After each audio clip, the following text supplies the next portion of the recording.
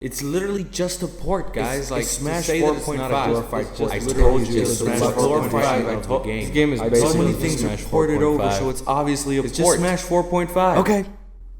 Okay. I went back and forth on whether or not I should make this video, because I know in the end it's kind of dumb. People are gonna think what they think, and who gives a fuck what they think? Like, random people's opinions on the internet have no effect on your life. And I ain't got no stock in this, I ain't got no fucking shares in Nintendo, so why should I care? But I can't lie, it triggers me. Just a little bit. I'm a little bit triggered. I know people love being contrarians, but it's just so baffling to me. I genuinely don't get it. It's odd more than anything. And since it seems to be a fairly large number of people, I felt it prudent to address. However, I did want to make it something of more value than just angrily yelling at strangers over the internet because they have a different opinion than me. More than anything, I know that that's pointless. I want to make this video tangible, just rational, emotionless arguments to point out why what people are saying is wrong. Well, emotionless is going to be hard, but I'll try not to be a cunt. Let's go. Smash Ultimate is not Smash 4.5, nor a deluxe edition, nor a port, and I don't see how one could rationally argue otherwise.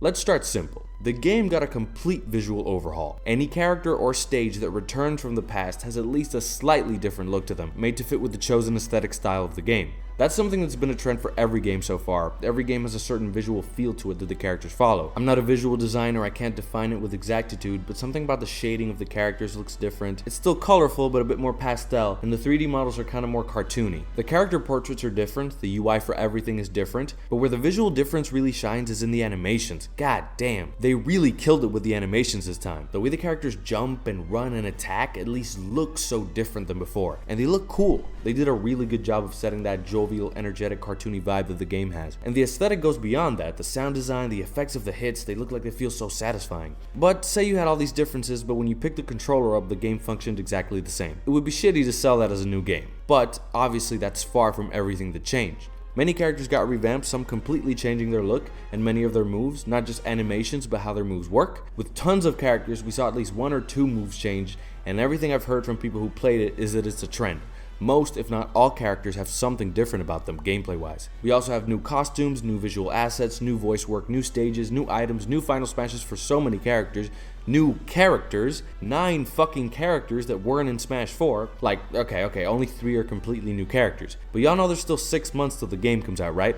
And they gotta hold some announcements to keep the hype going. Also, there is a newness to having all these new matchups, and the other 6 are going to be reworked, some of which we saw was confirmed. They were built from the ground up due to the fact that they hadn't appeared in 10 years or more, and they weren't in Smash 4. You can make the argument it's not new content in the context of the series, but that can't be evidence for claiming it's a port, since those characters weren't even in Smash 4, the game you're claiming it's a port of. And the biggest thing to argue, new fucking gameplay mechanics. Like, at least there are a lot of things one could take individually and say, well, ports have new characters or new stages or new modes, but ports don't change one of the most basic and fundamental aspects of a game, like dodging. They added directional air dodging, which can add a whole new layer to juggling, edge guarding, and so many other interactions. They put a penalty on dodging too much, which rewards aggressive play. They changed perfect shielding to something more high risk, high reward, it seems. And a pretty overlooked change, at least from what I understand, is that you can cancel your dash into moves, smashes, and tilts, maybe specials too, I don't know. I really hope that's the case, because that opens up a possibility of combos of the like we've never seen before, especially if the tilt thing is true. Combos with a more horizontal nature to them. The damage to all moves has increased, making the game more fast-paced, and also many who played are saying there's less landing lag all around, which will expand combos and change the neutral.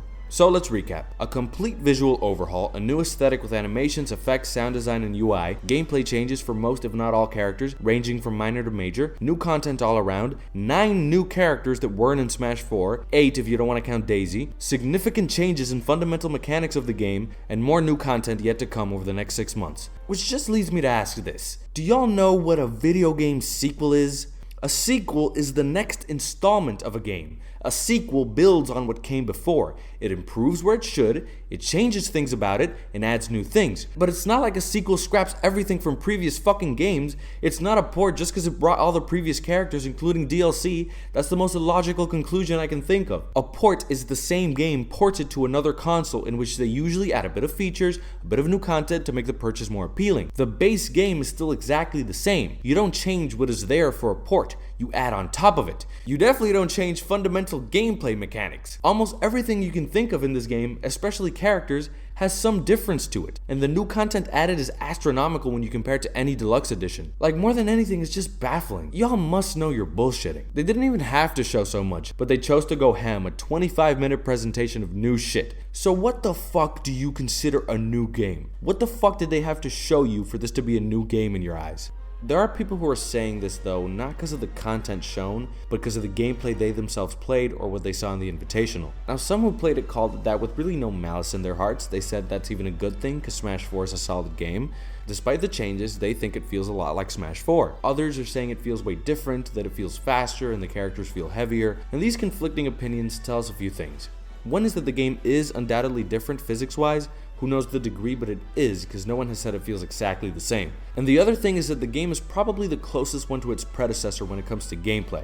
Now, I kinda expected this. Back when they announced the game, that 2018 flash at the end, it was my assumption that it was going to be similar to Smash 4, since it had less time in development than any other game since Melee. I'm actually surprised there are as many differences as there are, but... And get real close to the speaker, because this one's important. Just because it's more similar to its predecessor than other sequels in the series, does not mean it's not a sequel. The differences in this game compared to the last are beyond obvious. A lot of it is external to competitive gameplay, but a whole goddamn other lot is very relevant. Sakurai did take things from Smash 4 and put them back in. Some moves did look like they behaved very similarly, as did some mechanics. He built on top of these things design-wise and changed a bunch of stuff he felt made the game better. We can agree on that, right? That doesn't mean it's not a sequel. That's how sequels work, you dense motherfucker. Smash has been the exception in fighting games, with each of its titles playing mad differently, and I guess it's kinda confused people. Because what they're basically saying with that is that every fighting game sequel has not been a sequel because they've had the same general feel and combos have carried over. That's just not how it works. Sequels do tend to carry a lot over from previous games. Let me take you all on a little history lesson here. First sequel, Melee. Huge capacity improvement in the GameCube, super hard work by the developers, game came out being way deeper than the first one. Sakurai did not at all like how Melee played, he didn't like how competitive it was and all the mechanics, he was like, fuck that, I'm taking all your toys away, and basically made the Melee antithesis. Raw was way floatier, non-directional, spammable air dodges, hit stun was basically not a thing. He then was like, damn, I went a little too hard. Like, the game doesn't even look fun, and he kinda came around with competitive play, seeing the coolness of it, but he still didn't like Melee, so he made Smash 4. He put in combos, fixed the ledges, gave air dodges landing lag and made them punishable, and he patched it to make it balanced. And now we're here in Smash Ultimate. And my point with all of this is that it seems Sakurai liked what he did with Smash 4. He felt satisfied. He no longer felt the need to change it that much. Because if it ain't broke, don't fix it. Of course, there's always room to improve. He changed the feel, the moves, the characters, the mechanics. He changed a bunch of shit, but he kept a lot of what he liked. Take Sheik. She looked like she played very similar, right? A lot of the same combos still worked. So say you're Sakurai, you made this character and you're like, wow, I love how this character feels. Feels like a ninja, just like I wanted. The combos work well, just a solid character. People are basically like, change it. But why? Like, I think she turned out really well. I don't want to fucking change it. But oh, I guess it's Smash 4.5 then. Like, Sakurai went hard giving every character new things to them, but I genuinely think these people would have been happier if they just took the frame data slots and filled them with RNG. Cause hey, it would be more different. If you want difference for the sake of difference, that's fucking stupid. I'll be honest, watching the grand finals of the Invitational, I was like, damn, this looks way similar to Smash 4. Not just the characters, I felt like the neutral and pressure situations functioned very similarly, not counting some interactions. But here's the thing, it looked like Smash 4 because it was being played by people who've played Smash 4 exclusively for years. They know Smash 4 like the back of their hand and they've never played this new fucking game. If they did, it was for hours tops, probably in free-for-alls with items. Of course they're gonna play it like it's Smash 4. The system allows this, yes, meaning the games are similar, but that doesn't mean it's the most optimal way to play. They didn't lab out the characters, they didn't know what moves function differently, they went for basic shit. They don't know what new combo potential there is, they don't know the intricacies of the neutral, they weren't comfortable with the new gameplay mechanics. You can't look at that gameplay and go, oh, this game is just like Smash 4, because this does not prove that at all. It's a conclusion based off a completely shallow look, and we know there is much to explore in this game. Even if I'm incorrect though, again, there's nothing wrong with keeping things you think work and don't need to be changed. With the amount of changes present in so many aspects of this game, and they didn't even show everything, and there's undoubtedly more new content to come, it's nothing short of ridiculous to say it's Smash 4.5, or a port, or not its own game, because the gameplay is similar. Alright, I think I got out everything I needed to. If this manages to change minds, I'll be wonderfully pleased. But I'm sure some people will call it that till Smash 6 comes out, which I guess will be Smash 5. So just lean into it. Smash 4.5 will be this generation's Trash 4. But like I said, I wanted to have this information out so rational people can come and just see the logic of why this is wrong.